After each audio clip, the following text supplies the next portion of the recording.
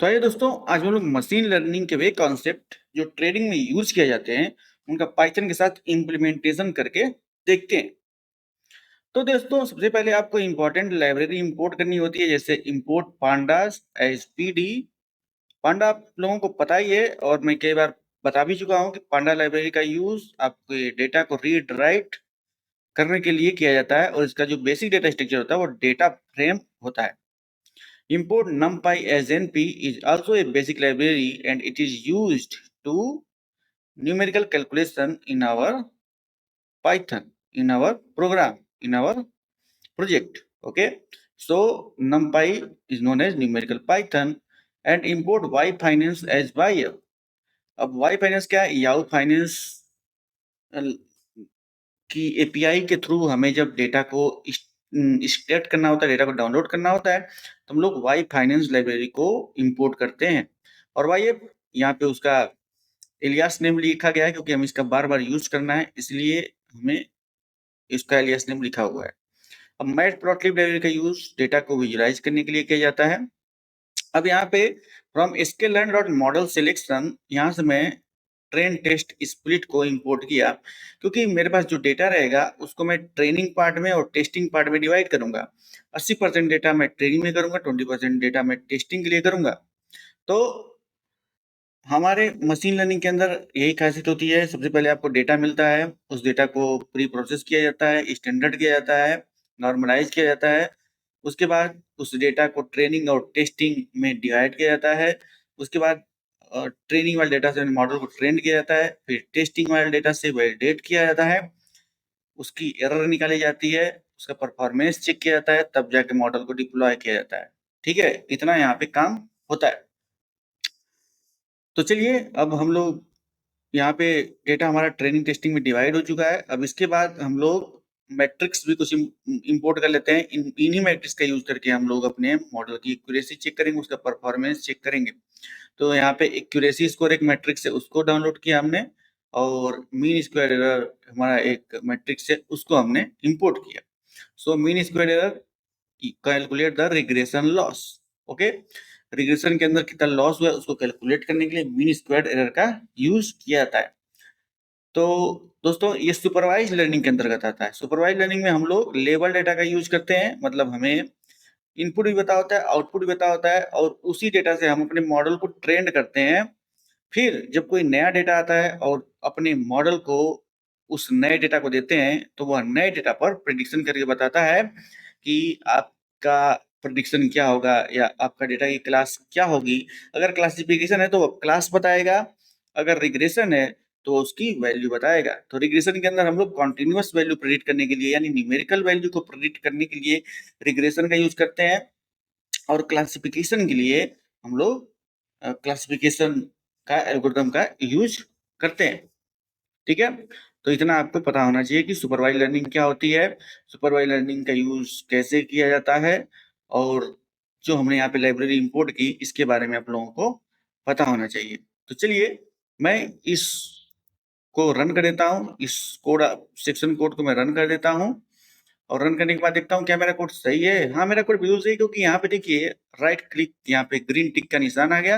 इसका मतलब आपने जो कोड लिखा है वो बिल्कुल सही लिखा। चलिए, अब हमारा अगला टास्क क्या है? अब हम डेटा को डाउनलोड करेंगे। भाई, डेटा की आवश्यकता तो होगी ही ना, क्योंकि उसी डेटा से हमें अपने मॉडल को ट्रेन करना है, उसी डेटा को हमें ट्रेनिंग और टेस्टिंग में डिवाइड करना है। ठीक है, उसी डेटा का हमें स्टैंडर्डाइजेशन करना है, नॉर्मलाइजेशन करना है। तो हमारा डेटा क्या है? यहाँ पे देखिए, मैं डेटा नाम का एक वेरिएबल बनाया और मैंने याहू फाइनेंस से डेटा को डाउनलोड किया, और जो मेरा डेटा है वो एचडीएफसी बैंक का डेटा है, जो कि मैं 13/11/2022 से लेकर 13/11/2024 तक का डेटा डाउनलोड कर रहा हूँ, यानी कि 2 साल का डेटा मैं डाउनलोड कर रहा हूँ। ओके, एचडीएफसी बैंक का 2 साल का डेटा मैं डाउनलोड कर रहा हूँ यूजिंग याहू फाइनेंस एपीआई। ठीक है, अब यहाँ पे देखिए, यहाँ पे मैं 2 कॉलम और इसमें बढ़ा रहा हूँ। पहला कॉलम है आपका रिटर्न, दूसरा है डायरेक्शन। ओके, तो रिटर्न कैलकुलेट करने के लिए आप कैसे करेंगे? तो डेटा क्लोज, यानी कि जो आपका एचडीएफसी बैंक का ओपनिंग होती है, क्लोजिंग होती है, तो जो क्लोजिंग पॉइंट होता है, यानी आज हमारा एचडीएफसी बैंक कितने रुपए पे बंद हुआ, उसमें कितना परसेंटाइल चेंज हुआ, उसको हम लोग as a daily return calculate करते हैं। ठीक है, अब डायरेक्शन भी हम लोग कैलकुलेट करते हैं, तो उसके लिए हम लोग नमपाई लाइब्रेरी का यहाँ पे यूज करते हैं। np dot where data return is greater than 0। Okay, data return is greater than 0, उसके बाद 1 एंड 0। अगर 1 if price goes up and 0 if price goes down.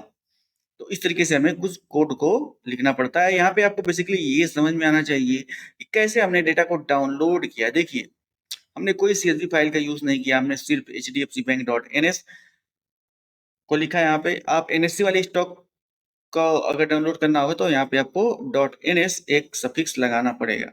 Okay, नहीं तो जो इंटरनेशनल वाले होते हैं, जैसे एप्पल हो गया, माइक्रोसॉफ्ट हो गया, या फिर गूगल हो गया, वहां पे .ns लगाने की कोई जरूरत नहीं है। तो हमने data dot dropna in place equal to true and data dot head का यूज करके मैंने टॉप की जो 5 रोज हैं उसको यहाँ पे मैंने प्रिंट करवाने की कोशिश किया, और मैंने इस कोड को रन कर दिया। कोड को रन करते ही हमने देखा कि जो मेरा डेटा है उसकी टॉप की 5 रोज यहाँ पे आ गई। आप इसका कॉलम पढ़ लीजिए कि एडजेसेंट, क्लोज, क्लोज, हाई, लो, ओपन वॉल्यूम, ये तो कॉमन सब में रहेगा।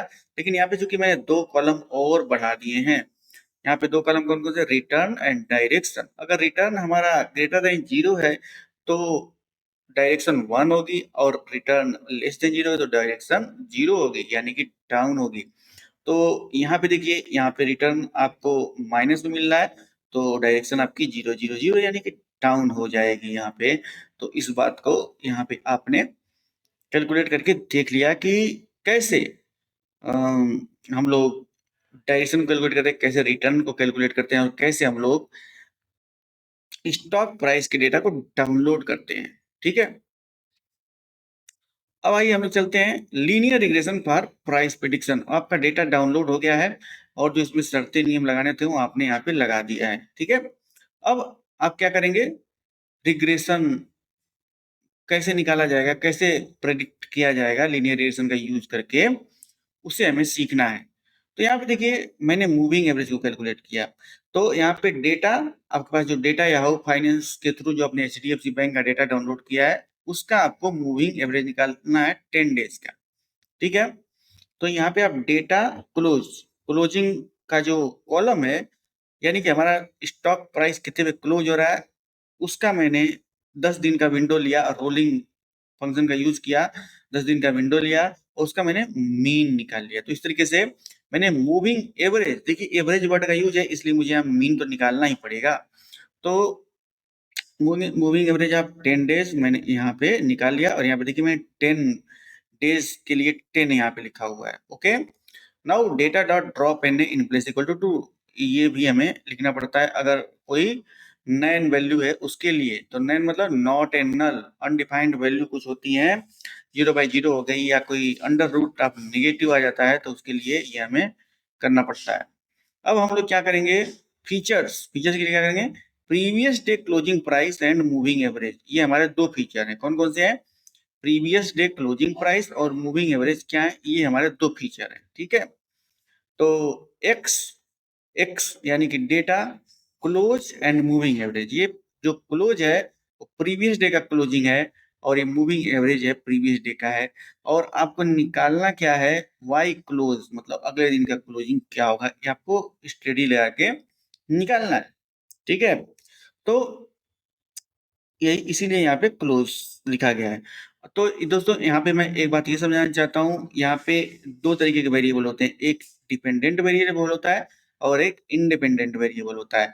तो अगर लीनियर रिग्रेशन का हम लोग फार्मूला देखने जाए तो इसकी फार्मूला होता है y equal to mx plus c, यानी कि y equal to beta naught plus beta 1x, जहाँ पे बीटा नॉट और बीटा 1 कोफिशिएंट होते हैं, और c जो होता है वह इंटरसेप्ट होता है, और स्लोप यहाँ पे m होता है। ठीक है, तो इसको कैलकुलेट करने के बाद हम लोग एक लीनियर लाइन की इक्वेशन निकालते हैं, उसमें कोफिशिएंट्स की वैल्यू रख करके हम लोग y का वैल्यू, y प्रेडिक्टेड का वैल्यू निकालते हैं। और एरर कैलकुलेट करने के लिए y actual minus y predicted को हमें घटाना पड़ता है, तब जाके हमारा एरर निकलता है। उस एरर को भी हमें कैलकुलेट करना पड़ता है कि ज़्यादा आया है कि कम आया है। अब देखिए यहाँ पे हम अपने डेटा को स्प्लिट कर रहे हैं, किसमें किसमें, ट्रेनिंग डेटा में और टेस्टिंग डेटा में। तो हमारा एक्स ट्रेन एक्स टेस्ट, यानी कि जो हमारा फीचर डेटा है वह ट्रेनिंग और टेस्टिंग में मैंने डिवाइड किया, और जो लेबल है Y train and Y test, इसको भी ट्रेनिंग और टेस्टिंग में मैंने डिवाइड किया।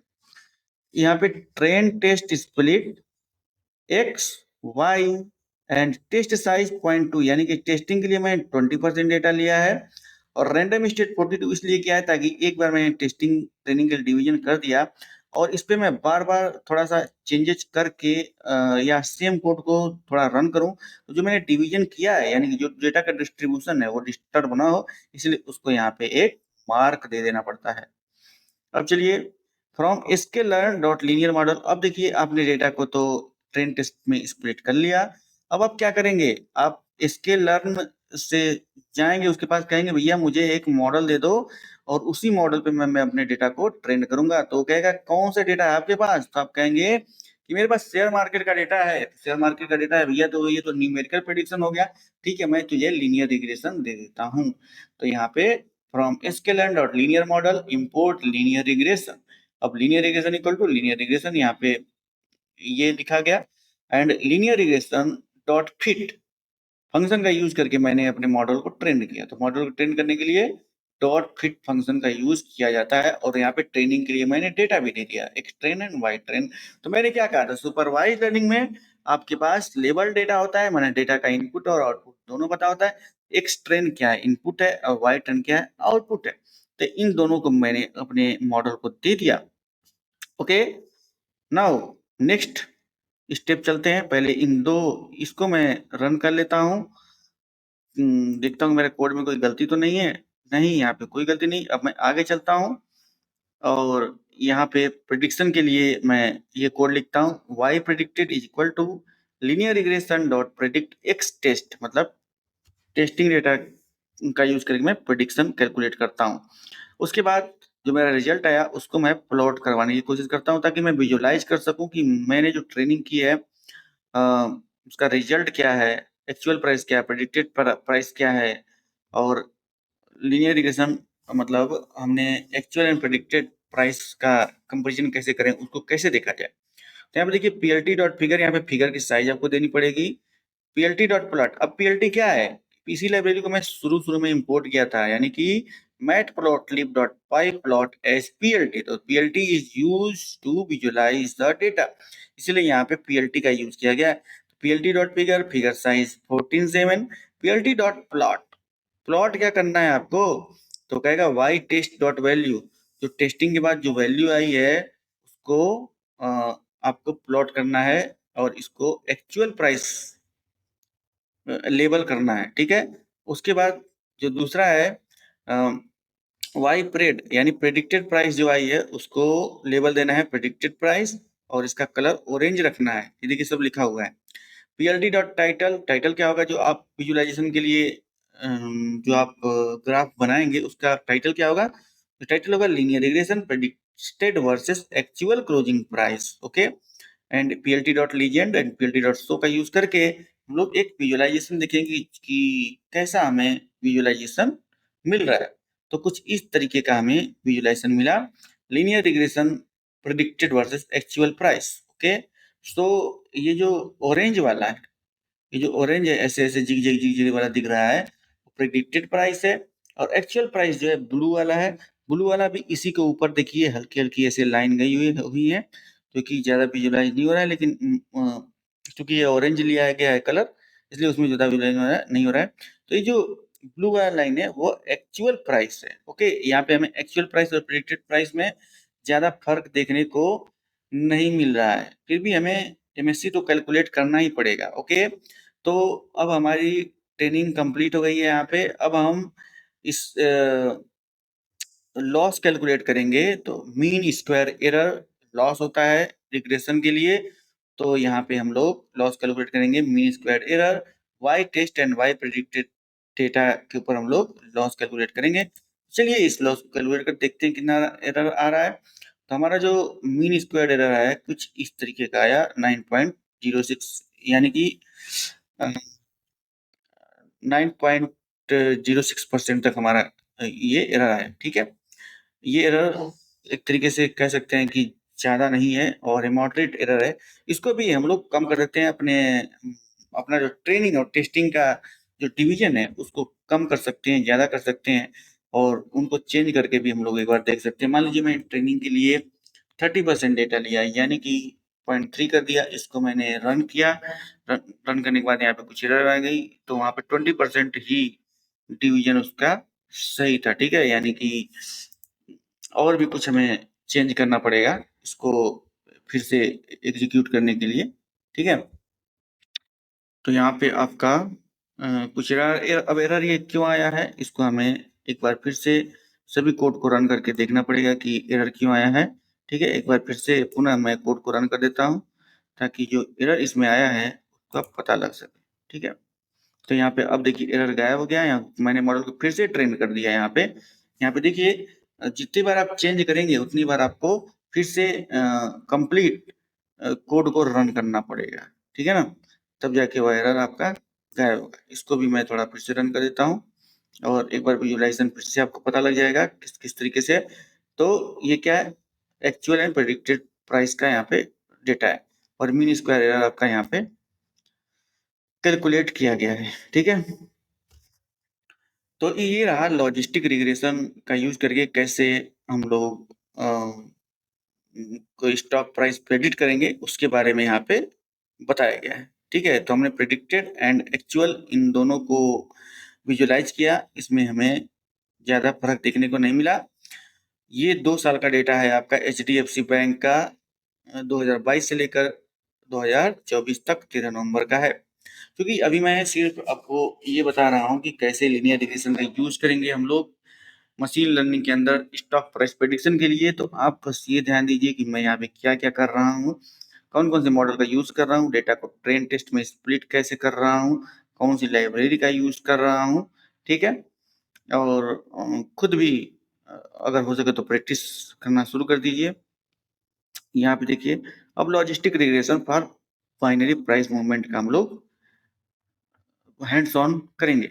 इस हैंड्स ऑन को हम लोग नेक्स्ट लेक्चर में करेंगे। नेक्स्ट लेक्चर में हम लोग के नियरेस्ट नेबर को भी हैंड्स ऑन करेंगे। तो इस लेक्चर के लिए इतना ही। Till then keep exploring and keep learning machine learning and deep learning.